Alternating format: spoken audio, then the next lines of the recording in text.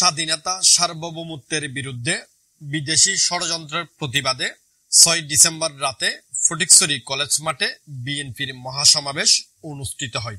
ক্ষমতায় অধিষ্ঠিত হবে, কিন্তু আপনারা দেখেছেন সমাবেশে প্রধান অতিথি ছিলেন চট্টগ্রাম উত্তর জেলা বিএনপির যুগ্ম আহ্বায়ক ও মিরসরাই উপজেলা পরিষদের সাবেক চেয়ারম্যান নুরুল আমিন। হাসিনার পতন ঘটিয়েছি, এই নিরপেক্ষ তত্ত্বাবধায়ক সরকারের কাছে আমাদের দাবি থাকবে, আসল খেলা হবে। আমরা জাতীয়তাবাদী দলের নেতা কর্মীরা যখন খেলতে এসেছি তারা পালিয়ে গিয়েছে নানার বাড়িতে। তারা স্লোগান দেয় শেখ হাসিনা আসবে বীরের বেশে। আসলে কি বীরের বেশে আসতে পারবে? পারবে না। আমরা দেখেছি বীরের বেশে নয়, উনি হিন্দু সেজে সনাতনী সেজে বাংলাদেশে আসার চেষ্টা করেছিল। বাংলাদেশের মানুষ গ্রহণ করে নাই। বাংলাদেশের মানুষ একবার পালিয়ে গেলে তাকে দ্বিতীয়বার গ্রহণ করে না। এটা হয়তো উনি জানেন না। উনি আর বাংলাদেশে ফিরে আসার কোন সুযোগ নেই। আমরা উনাকে আসার জন্য আহ্বান জানাচ্ছি। আসুন, আপনি একবার ফাঁসি দিয়েছেন শহীদ সালাউদ্দিন কাদের চৌধুরীকে, আপনার ফাঁসি ১০০ বার হবে। আসুন, আপনি খেলা হবে আপনার। আসতে পারবেন না। শেখ সাহেবও পালিয়ে গেছিল ৭১ সালে, আপনি পালিয়েছেন ২৪ সালে।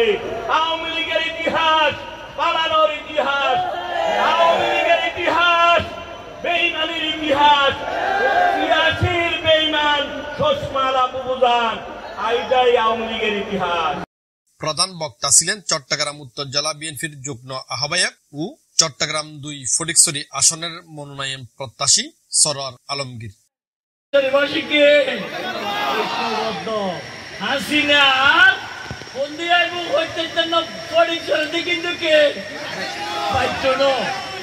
ঐক্যমত ডক্টর ইউনূসের নেতৃত্বে তারেক রহমানের ঘোষণা মতো জাতীয় ঐক্যের মাধ্যমে হাসিনাকে চিরতরে বাংলাদেশ থেকে তার দেশ, তার বাপের দেশ হিন্দুস্তানে পার করিয়ে দেয়।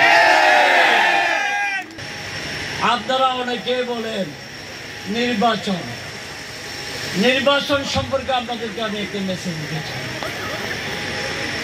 আমাদের প্রিয় নেত্রী, দেশনেত্রী, তিনবারের প্রধানমন্ত্রী বেগম খালেদা জিয়া নিজ হাতে ২০১৪ সালে আমাকে উপজেলা নির্বাচনে প্রার্থী দিয়েছিল।